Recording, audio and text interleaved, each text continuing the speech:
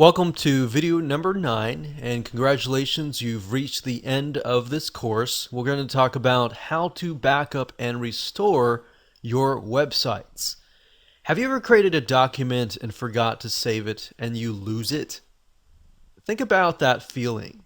This is one of the worst feelings after you spent sometimes hours, sometimes days, sometimes weeks, or even months to create that document.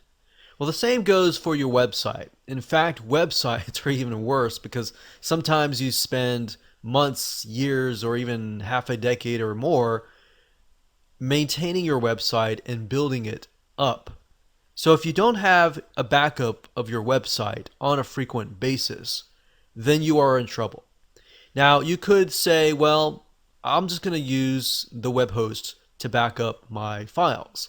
And that's fine, you can do it that route, but it's always good to keep a backup copy on your own computer.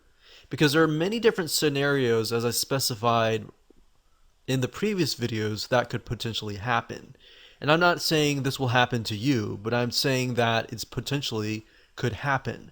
Whereas you could have a web hosting company go bankrupt, which has actually happened to us in the past, and they go down and something happens, or something happens without your control. Or the web hosting company says, you're using too much bandwidth and we're locking your website, or locking it down until you pay more money or something. Or something happens in that realm. As long as you keep a backup on a consistent basis on your own computer, then you are safe. Now, another scenario of why you would want to do this is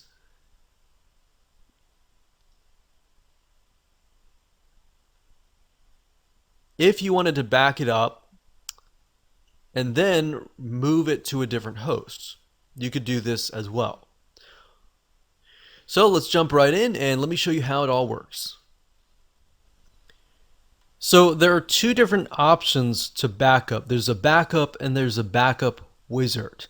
And let me explain the differences between the two. So let's just go ahead and open these two windows up. So the first thing is backup, and this is what you see here. And what this allows you to do is it allows you to download a backup onto your computer. So rather than backing it up and storing it on your server, which yes, you could download it from there, you're downloading it straight from the server to your computer. So what you would do is simply click on download a full website backup. I'm not going to do it now because this website is big, but if you click that, it'll automatically download right away. You also have the opportunity to download just the home directory. So what this enables you to do is split things up. So let's say instead of downloading the whole thing, you're just telling the system, oh, I just want to download what's inside the home directory.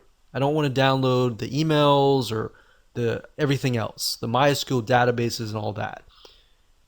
Now, you can also download the MySQL databases separately. Let's say that you already have everything. You just want the database. Well, that gives you the option to do that. So we could go here and click here, and it'll automatically download just the MySQL database or just the email forwarders. So that's what backup is all about. Downloading it straight from the server to your computer via a zip file. Now, Backup Wizard, on the other hand, allows you can either do a partial backup right here, but if you do a full backup, you can specify the backup destination, which this will basically back it up and store it on your server in a specified destination. And of course, you can enter your email address if you want it to notify you when it is complete. Now, I like to do this because it stores it on the server, but when it's done, it gives you the option to actually download it to your computer as well. So you could have the option to have it on your computer and to have it on the server just in case anything were to happen. Now, in a different scenario where you would have maybe move to a different host, You can easily ask the other host to log into your cPanel and transfer your site to their server. You could either do that or you could do it yourself. I like to keep backups myself at all times. And even though they offer those services at your convenience, you never know what will happen with the web hosting company. And you never know what situation you might be in. So always keep a backup. Try to do backups at least once a week or once a month at minimum. Now, if you do the backup wizard, you've backed everything up and it is sitting in your home directory and you want to restore it, you can either ask your web hosting company to do it for you, or you can do it yourself and do it really quick. You can simply click on restore and you can select the type that you want. So we'll do home directory. And the final step is to either choose the restore your backup, upload the file here and restore it from here. Or if it is sitting on your server, you can also ask your web hosting company and say, hey, I've got a backup sitting in the home directory, and if you would please restore it. And they can do that for you. That's typically better because a lot of times web hosting companies, they'll back it up once a week or whatever. But if you have your own backup, maybe you did it right before you made a big change, then you can do it based on your own change. So before you do that major change, you've backed it up and you can do it from there. Otherwise, you'll have to rely on whatever the web hosting company has backed up for you.